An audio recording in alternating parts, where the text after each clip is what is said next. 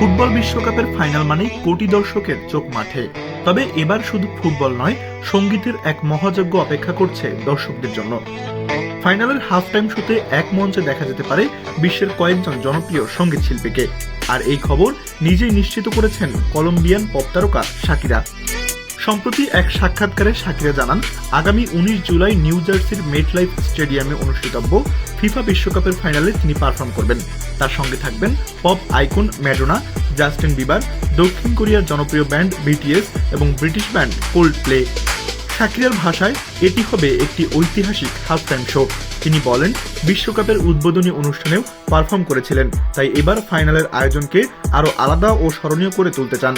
কিভাবে পুরো অনুষ্ঠান সাজানো হবে তা নিয়ে শিল্পীরা একসঙ্গে বসে পরিকল্পনা করবেন বলেও জানান তিনি আরো বলেন, এত বড় বড় শিল্পীর সঙ্গে একই মঞ্চ ভাগ করে নেওয়া দারুণ রোমাঞ্চকর।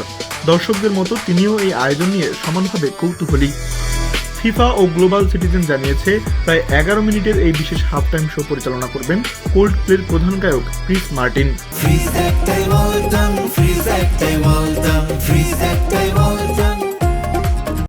বিশ্বকাপের ইতিহাসে অন্যতম বড় সঙ্গীত আয়োজন হিসেবে এটি ইতোমধ্যেই ব্যাপক আলোচনার জন্ম দিয়েছে।